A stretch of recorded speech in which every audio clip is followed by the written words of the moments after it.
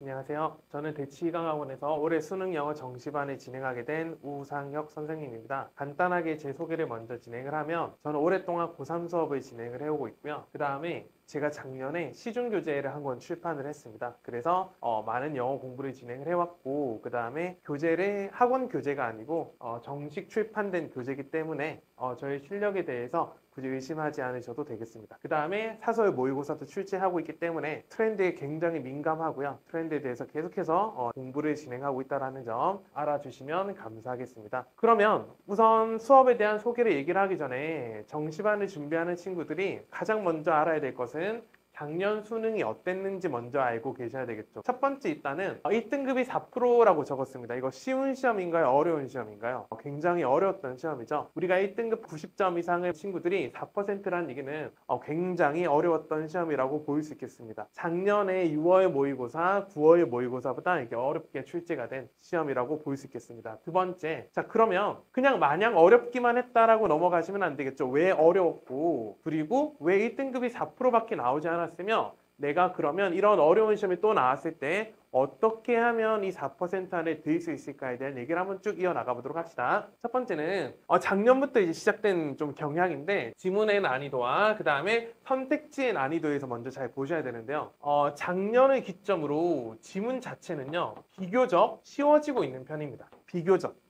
고3 지문이기 때문에 마냥 쉽지만은 않지만 굉장히 어려웠던 수능 시험에 비하면 지문의 난이도는 점점 내려가는 느낌이 들지만 근데 왜 계속해서 어렵다고 얘기를 하냐면 글을 읽으면 이게 어떤 지문인지는 알겠어. 근데 뭐가 안 보여? 정답이 안 보이는 거야. 무슨 말인지 알겠죠?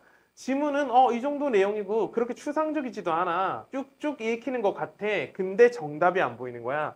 선택지의 난이도를 올려버리는 거죠. 우리가 작년에 화두된 게 뭐 있었죠? 킬러 문제를 없애겠다라는 게 이제 정부에서 얘기한 방침이었잖아. 그러다 보니까 지문 난이도 자체는 조금 못 건드리는 거야. 하지만 그럼에도 불구하고 변별력은 확보해야 되기 때문에 지문으로 변별력을 확보하는 게 아니고 선택지로 무엇을 변별을 해내겠다라고 지금 얘기를 하고 있는 거죠. 됐죠? 그래서 지문의 난이도는 조금 내려가지만 선택지의 난이도가 올라가고 있기 때문에 내가 체감되는 난이도는 결코 쉽지가 않고요.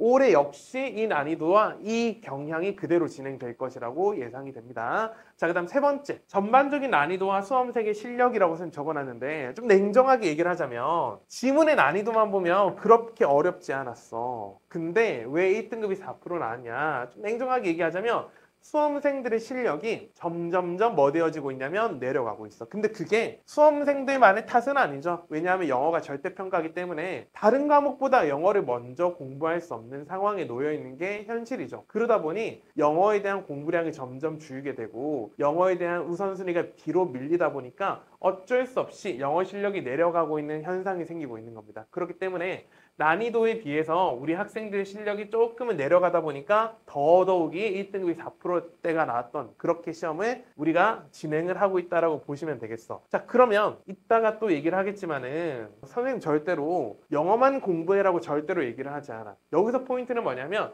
그래도 해야 될 건 꼭 정확하게 공부를 하고 넘어가자는 얘기야. 최소한의 공부량은 확보해야 된다는 얘기야. 그렇기 때문에 선생님은 역설적으로 꼭 현강을 꼭 들으셨으면 좋겠어. 영어는 절대평가니까 알아서 혼자 해도 되겠지. 그러다 보면 계속 뒤로 밀리게 되고요. 그러다 보면 금방 고3이 되고요. 그러다 보면 영어 공부할 시간이 없는 거야. 영어 공부를 최소한의 양을 가장 확보하기 좋은 방법은 반강제적으로라도 강제성을 부여하는 거야. 일주일에 한 번 와서 3시간 수업을 듣고 선생님하고 개별적으로 관리하고 효율적인 과제를 주중에 학습을 하다 보면 다른 거 하지 않아도 점수가 확보가 되는 거야. 그렇기 때문에 선생님이 많은 걸 요구하지 않을 거야. 너네가 정시반에서 다른 공부에 지장이 되지 않게끔 효율적으로 잘 진행을 할 테니까 그래서 내 실력에 대해서 먼저 일단은 난이도와 관계없이 내 실력을 어느 정도 올릴 수 있는 그러한 방향성을 가지고 진행을 하도록 하겠습니다. 그 다음 네 번째, EBS 소재 연계는 이제 더 이상 의미가 없습니다. 계속해서 EBS 연계에 대해서 얘기가 나오고 있지만 별다른 의미는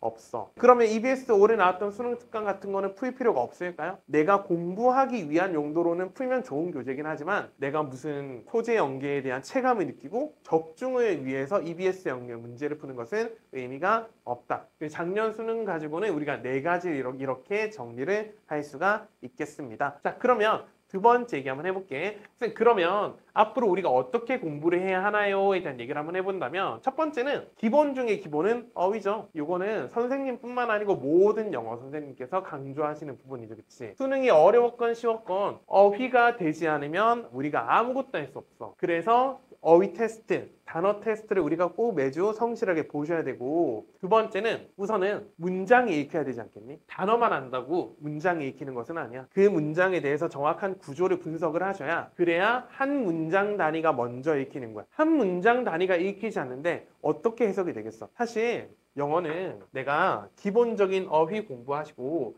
그 문장끼리 구문이 되잖아. 그러면 절대평가에서 영어는 끝나는 거야. 쌤은 그렇게 생각하거든.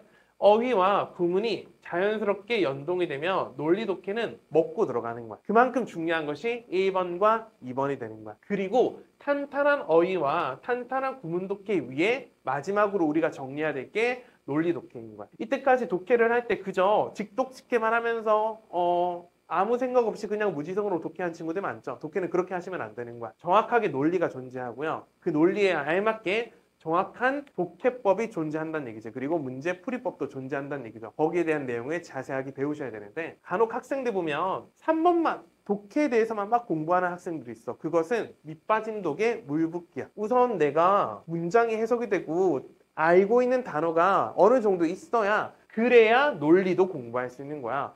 아무런 단어도 모르고 해석도 하나도 안 되는데 어떻게 논리가 통하겠어? 이해되겠죠? 그래서 쌤은 어휘 공부하셔야 되고 문장 공부하셔야 되고 그리고 거기 위에 마지막 독해로 우리가 내용을 정리하는 시간을 가질 거야. 그래서 수강 대상을 얘기를 한번 해주면 작년 수능 기준이야? 쌤 저는 작년 수능 풀지 않아 봤습니다. 그러면 한번 시간제 풀어보세요. 듣기까지 쭉 해가지고 시간제고 한번 풀어보시고 작년 수능 기준에서 75점 이하의 학생들이면 무조건 환영하겠습니다. 75점 이하의 학생들이면 아마 영어에 대해서 아직 조금 기본기가 부족한 학생들일 테고 쌤 작년 수능 아니더라도 뭐 고등학교 1학년 그다음 고등학교 2학년 모의고사 기준으로는 한 70점 정도가 되겠지. 그치? 이 정도 점수에 안 되는 학생들 베이스가 부족한 학생들 어떻게 하면 영어에 대해서 자신감을 가질 수 있고 어떻게 하면 영어 실력을 올릴 수 있는지 고민되는 학생들은 오시면 되겠습니다. 두 번째, 한 문장 단위의 해석이 잘 안 되는 학생들 꼭 들으셔야죠. 그쵸? 쌤이 수업을 3시간을 진행을 하는데 무조건 1시간은 무슨 수업을 진행을 할 거냐면 구문 수업을 진행을 할 거야. 급하게 독해 먼저 진행하지 않겠습니다. 아까 그 이유는 얘기를 했었죠. 먼저 정확한 문장이 해석이 되어야 그 다음에 독해가 있는 거야. 그렇기 때문에 구문 단위의 한 문장 단위의 꼼꼼한 구문 독해 쌤이랑 진행을 할 거고요. 그 다음에 세 번째, 독해를 제대로 배워본 적이 없는 학생들 환영하겠습니다. 자, 세 번째는 쌤이 많은 학생들을 상담하다 보면 어떤 학생들이 많냐면 그 전에 독해를 어떻게 공부했어? 라고 얘기를 하면 그냥 처음부터 끝까지 한 문장 단위 직독직해 했고요. 그 다음에 선생님이 이거 주제문이니까 밑줄 치고 주제문이라고 밑줄 쳤고요. 그냥 대충 지문에 반이어 유의어 필기했습니다. 그런 식의 독해를 배운 학생들이 되게 많아. 근데 봐봐. 선생님이 앞에서 얘들아 이 문장은 주제문이니까 밑줄 치렴. 이거 의미 있을까? 의미 없죠. 왜? 결국에 시험장에는 내가 들어가는 거잖아. 내가 주제문을 찾을 줄 알아야 돼. 근데 내가 주제문인지 모르고 그냥 선생님께서 이건 주제문이니까 밑줄 치라는 문제는 그런 연습은 의미가 없죠. 그리고 모든 문장을 직독직해 하면서 모든 문장 꼼꼼하게 번역하는 식의 독해 수업도 지양해야 되는 거야. 어떻게 하면 글을 제대로 읽을 것인가. 그래서 우리가 독해 시간에 배울 것은 어떻게 하면 글을 제대로 읽는 법을 배우고 첫 번째는 먼저 3월 한 달간은 글 읽는 법 자체를 배울 거야. 쌤 글도 읽는 법이 있나요? 무조건 존재하죠. 글이라는 건 문장과 문장을 연결하는 연습이 필요하거든. 그래서 첫 번째는 우리가 3월 달에는 가장 기본이 되는 글 읽기를 연습을 할 것이고 그 다음에 어느 정도 글 읽기가 진행이 되면 그 다음에 유형별로 문제를 어떻게 접근할 것인가 유형별 문제 풀이에 대한 접근법에 대한 얘기를 해보도록 하겠습니다. 마음 급하게 먼저 이거 하고 싶어하는 학생도 되게 많아. 쌤 빈칸은 어떻게 하면 빨리 풀 수 있나요? 쌤 빈칸은 어떻게 하면 쉽게 풀 수 있나요? 쌤 순서 문제에 대한 접근법 먼저 가르쳐 주세요. 거기에 대한 접근법은 나중에 충분히 언제든지 배울 수 있거든. 그거는 나중에 해도 충분해. 먼저 우리는 기본 하자. 글을 제대로 먼저 읽을 줄 알면 사실 글이 제대로 읽히잖아. 그럼 유형별 풀이법은 어떻게 보면 의미 없을 수도 있어. 아니 내가 모든 문장을 제대로 읽히고 글이 잘 이해가 되는데 문제 푸는 방법을 몰라서 틀리는 경우는 많이 없거든. 그래서 마음 급하게 먹지 말고 가장 기본, 우리 정시반 시간 있잖아, 그치? 그래서 가장 기본적인 단어 꼼꼼하게 외우시고 한 문장 단위의 문장 꼼꼼하게 해석하는 연습하시고 그 다음에 선생님과 글 읽는 법 그 자체에 대해서 꼼꼼하게 배우고요. 그 다음에 이제 선생님과 유형별 풀이법에 대해서 공부하는 시간을 가져보도록 하겠습니다. 됐죠? 자, 그러면 쌤, 수강 목표는 무엇인가요? 우선은 고등학교 1학년, 2학년 모의고사 정도는 무조건 1등급이 나오게끔 수업을 진행하도록 하겠습니다. 2학년 모의고사까지는 1등급이 어렵지 않아. 풀어본 학생들도 많겠지만은 고등학교 1학년, 2학년 모의고사는 어느 정도 해석이 되고 듣기 틀리지 않고 그러면 무난하게 1등급이 확보가 됩니다. 하지만 고3 모의고사는 좀 다르죠. 고3 모의고사는 해석이 되고 그 다음에 단어를 다 알아도 선택지가 어려워지고 있잖아, 그치? 그래서 워낙에 글이 추상적이고 선택지가 어렵다 보니까 고등학교 3학년 모의고사는 우리가 목표를 2등급 80점으로 가져가도록 하겠습니다. 언제까지? 1학기 전까지. 너무 급하게 쌤이 비현실적인 목표를 제시하지 않을게요. 선생님하고 한 달 공부했다고, 한두 달 공부했다고 고3 모의고사가 무조건 1등급이 나온다라는 얘기를 하고 싶지 않아. 그럴 수도 없고요. 우리는 시간도 있고 그 다음에 차근차근 공부를 할 거기 때문에 절대로 비현실적인 목표로 얘기하지 않고 정말 현실적인 목표 2등급은 충분히 가능해. 80점은 그렇게 높은 점수가 아니란다. 알겠지?